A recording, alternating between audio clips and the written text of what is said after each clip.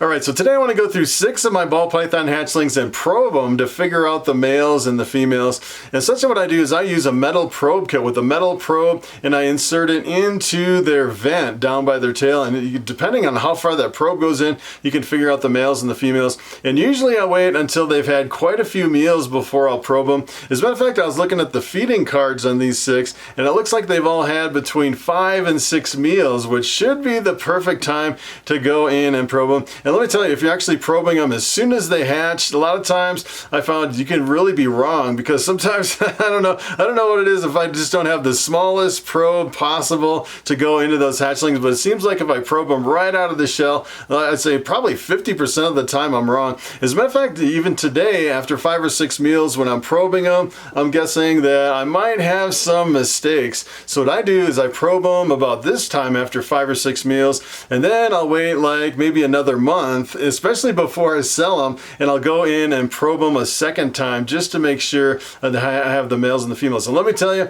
it can be really difficult. I've seen so many people say, hey, I bought a male and it turned out to be a female, or vice versa. Ball pythons can be pretty tricky. As a matter of fact, I've seen some old time ball python guys, and what they'll do is they'll actually pop the hemipines. They'll put their thumbs on either side of the vent and pop it out. And if it pops out, then you know you have a male, and if it doesn't, you have a female. But I've actually talked to my veterinarian who specializes in snakes and ball pythons, and she recommended never popping hemipines, because if you don't know what you're doing and you put too much pressure on a tiny little hatchling, you can actually damage that snake down at the bottom part of the snake. So I've pretty much always done the probe method, although I've tried, popping them out every once in a while just to kind of get the hang of it. I can do it, but I don't really recommend doing it that way.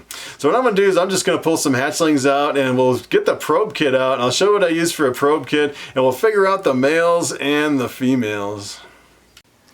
Alright, so here is my setup. I really want to know what this one is, if it's a male or female. As a matter of fact, it doesn't really matter, because I'm going to hold that one back. That is Fang, which I think is a super pastel desert ghost, a visual desert ghost. Really awesome snake. So I definitely want to figure out if that is a male or female. As a matter of fact, I'm almost hoping it's a male. That would be a really powerful breed. If I breed it to anything that's desert ghost, it would all come out as pastel desert ghost. So this is my probe kit here. Take a look at this. And there's a whole bunch of different size probes for all the different size snakes. And of course, for the hatchlings, we use the smallest size probe that's in the kit. And essentially what I use is actually a personal lubricating jelly. Any type of a water-based jelly will work.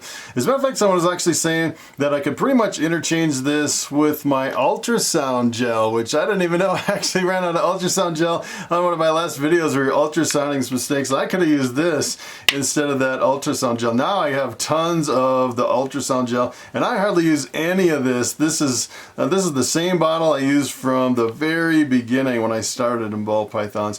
So what I do is I just kind of lube up the probe there, have a little bit of paper towel here to kind of clean up the mess. And what I'm going to do is I'm actually going to, sometimes I actually get bit like crazy from these hatchlings, because they can be pretty feisty. After like 5 or 6 meals, sometimes they can really kind of go crazy over, just kind of, they get in that weird mode where they really enjoy eating, and they decide they want to eat everything, so they just start snapping everything. Look at how beautiful that guy is. Really awesome.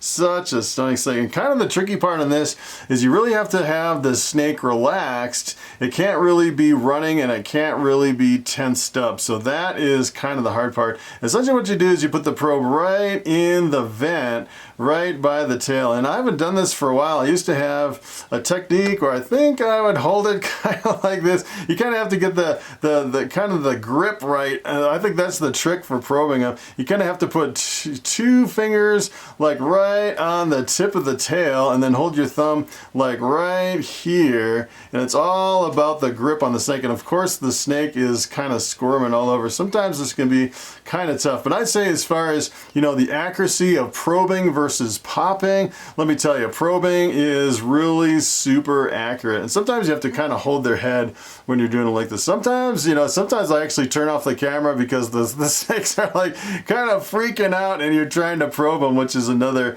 kind of an issue. And let me tell you, I think it's a lot harder to probe than it is to actually pop the hemipines. But let me see if I can actually do this. And essentially what I do is I just kind of hold them right here like this, and then work in. There's actually two pockets, and this one, if it actually relaxes, you can actually go into the pocket. This one's still pretty tense. It's just going in just a little bit right there. You don't want to press, you don't want to push it all when you're actually moving it in there. And that one's just going in just a little bit and stopping. So this one is definitely a female. I can guarantee this one is a female, 100%. Usually it'll go way in there if it's a male, and it won't go that far if it's a female. This guy is still like super head shy. I definitely need to get him out and work with him. That is pretty awesome because, you know, with a female, you know, it's going to take me like 2 or 3 years before this girl is up to size, but, you know, it'll be really a super powerful breeder. A lot of people are actually shooting for more females because it's the females that lay the egg and that are really the productive ones. So once I figure out the males and the females and figure out the genes, that's the hard part, is the genetics. I make a label. This is the label that I have. This is actually Fang, and then I actually have the clutch number and the gender. It's a female, and then I have the genetics down on the bottom. And essentially what I do is I make these labels with my label maker, and then I use a magnetic tape, and then pretty much put the label right on the tape. And this is actually magnetic, so this will go right on my rack, and if I move her from one spot to another, then I can easily just move the label, and it shows me exactly what's in there. And kind of the cool thing is, you know, if anything ever happens to me and someone comes down here and tries to rescue my snakes or something like that, they can actually see this. They know what clutch it was, what year it was born, the gender, and all the genetics and everything. And that's kind of the power of labeling them right in the open. A lot of people, you know, sometimes people will actually label them kind of in a book or something like that, but if people can't really track all the information at a glance, it's a little bit difficult. All right, so here is the next one that I'm gonna, as a matter of fact, if all these are females, I might hold them all back and just really boost my collection. As a matter of fact, if this one, I actually have another one that is almost exactly like this. Both of them are 100% het desert ghosts. So I don't know if one's a male and one's a female, I might hold them both back, or if they're both females. If I end up with 2 males, I might unload them. As a matter of fact, if this one and the other one's a male, I might unload this one and sell it over on Morphmarket. Look at this one. This one's pretty crazy. This is a super pastel calico, 100% het desert ghost. Really crazy looking snake. This is the first time I've ever produced anything like this. As a matter of fact, last year was the first time I produced super pastels, and this is the first year I produced the super pastel with the calico in the mix too. That is pretty awesome. Look at how big he is already. That is pretty amazing how fast these hatchlings can grow. So I want to actually probe this one. I'm going to move this little container here, get this out of the way so we have a little bit more room. If I can actually get it over here.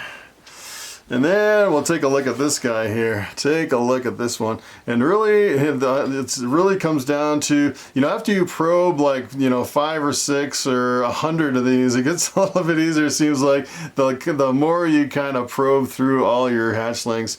And sometimes, you know, I haven't done this for, it's been, you know, well, it's been a year since I've actually probed some of these. So it can be a little bit tricky when you're first kind of starting out and trying to get the probe in the little pocket here. As a matter of fact, this one's only going in just a little tiny bit. That almost doesn't seem right. And there's 2 little pockets, one on each side. And let's see. Sometimes it's kind of hard because if you don't hit the pocket just right, this is like the perfect spot to hold a snake. He's like perfectly motionless, perfectly relaxed. And that probe is not going in at all. So this one is another female. Take a look at that. Usually the probe, if it goes in just a little bit, then it is a female. If it goes way in, then it is a male. And it's pretty obvious when you have a male because it goes super far, almost like 3 times as far as the females. So that is pretty awesome. As a matter of fact, I could have a pretty good collection holding all these females back to boost my Desert Ghost project. That is awesome. So here is the label on that one. Check it out. This is actually Freckles C0120 for the first clutch of 2020. She's a female. Super pastel calico het desert ghost. That is a really long label. All right, so take a look at this one. This is Dusty. Dusty is going to have even a longer label than the last one. This is actually the Super Pastel Calico with the Enchi in the mix. So this is Super Pastel Enchi Calico Het Desert Ghost. That is a really long label. Look at how beautiful that one is. Essentially what the Enchi does is it really reduces the pattern into almost these tiger stripes. And then a lot of times the Enchi will actually bring out a lot more orange in a lot of your combinations. Really awesome snake. As a matter of fact, I'm hoping for, as a matter of fact, it doesn't matter on this one. I'll probably keep it if it's a male or female, because I can actually breed this one with the other one, and then we'll get the visual desert ghosts out of breeding both of those together. So I'm actually gonna, let's see if I can get a good grip on this guy and see if I can get him in the right position. That's always kind of the tricky part. Get them in the right position. Sometimes you can actually try to hold their head with one hand and kind of flip their tail over with the other hand. Sometimes it's a little bit more difficult like this. And let's take a look at this one, if this is a male or a female. This one, boy, this one's not going in very far either. Wow, another female? That is pretty crazy. Wow.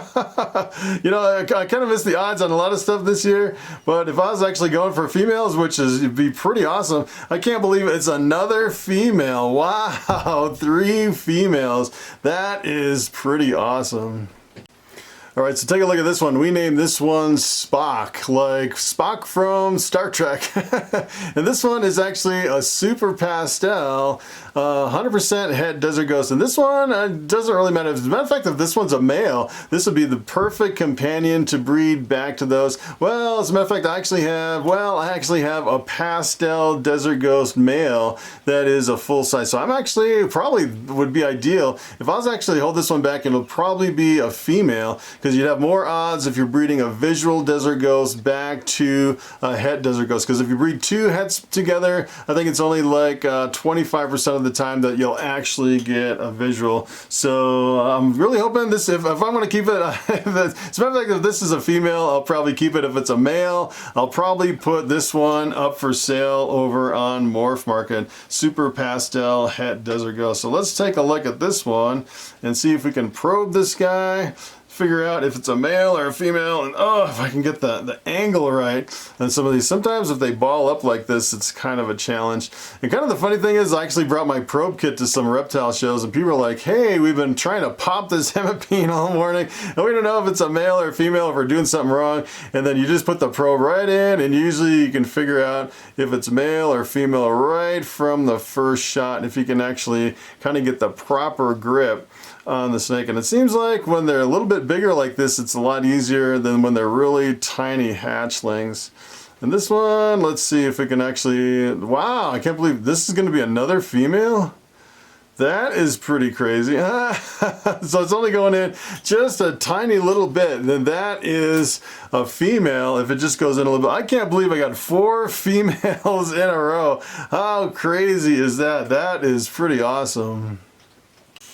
All right, so take a look at this one. It's amazing how fast these are growing. This one we named Rusty, and Rusty is a pastel 100% het desert ghost. And this one, I'm pretty much gonna sell this one on Morphmarket at some point. I want to make sure they get over to frozen thawed before I list them over there. But you know, with all those super pastel females, I really don't need any more desert ghost stuff unless I actually produce some visuals, and then a lot of things will change. Let me tell you, in 3 years, I want to be cranking out so many desert ghost hatchlings. It's pretty awesome that I got all those females. That is pretty amazing.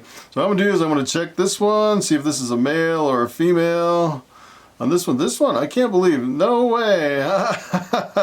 That is pretty amazing. Another female what's that, 5 females in a row. That is, you know, it's like the whole year of, I still can't believe that. And that's like a really good probe right there. That's, I can't believe, what are the odds 5 females in a row? As a matter of fact, I had that bamboo clutch, and out of 10 eggs, I only had 1 bamboo. That was crazy. And what are the odds of getting 5 females in a row? Let me tell you, that is really some crazy odds this year. Pretty insane. Alright, so this is the last one I want to do. Take a look at this one. This is Snuggles. And Snuggles is an Enchy 100% het desert ghost. And Snuggles is kind of snuggling away. I don't know what Snuggles is doing. And this is kind of funny. I actually went into Snuggles' tub this morning. And this one actually took a bite at me really crazy. And I'm just trying to kind of calm down Snuggles a little bit to make sure, kind of bond with him a little bit so he doesn't get so freaked out. I think this is actually the perfect age to bond with a ball python, to get them, you know, pretty much right out of the hatchling size, and then get a few meals into them so they know, you know, the difference between handling and feeding. They can get a little bit confused, especially if you just open the tub and throw in rodents and don't give them any other type of handling. Sometimes they can kind of get a little bit confused and think that everything coming in the tub is something to eat. So it really helps to really handle these snakes. And kind of the weird thing about this is, take a look at the marking on the bottom of the head. I just noticed this. Look at the lines underneath the head. That is really interesting. That's the first time I really noticed that a snake, it almost comes right from the eyes all the way down to the kind of the bottom of the neck. That is a really interesting effect. 2 little lines under the head. That's the first time I saw it. That's pretty cool. So what I'm gonna do is I'm gonna figure out if this one is a male. What are the odds that this is another female? That would be kind of crazy. 6 out of 6. I don't know about that. That is kind of crazy. So a lot of times what I like to do is I like to kind of ball them up in one hand, get them kind of balled up, and then if I can get the tail over here in kind of between my fingers, and then put my thumb right on it just like that. And we'll see if this is a male or a female. Oh, no way. That can't be. It's impossible. That is a female too. What are the odds? 6 females out of 6. That can't be right. That is crazy. That's like when I was cutting my eggs open. What? 1 bamboo out of 10? That can't be right. That's like, it's like, you know, I better go play the lottery or something, because my odds are like completely swinging one way or the other. That is pretty amazing. Alright, so I actually went over to the internet and I asked Google, I said, hey Google, what are the odds of flipping a coin 6 times and getting 6 heads in a row? And you know what Google said? He said the odds are 1.56%. Pretty much 1 out of 100 that I get all females in all those. As a matter of fact, I actually had just the opposite happen about 2 years ago. I had almost all male hatchlings in my whole collection. It was kind of crazy. People are actually commenting under my videos. They're like, I went over to Morphmarket, I saw your hatchlings, but where's all your females? And it seems like this year it is a complete opposite. So, you know, when you're kind of thinking about the odds, not only is it the odds for getting any specific genes, but it's also pretty much 50-50 for getting males and females. And sometimes the odds can really play tricks with your mind. It's like, what is going on? So that is pretty much it. Thanks for watching, and I will see you in the next video.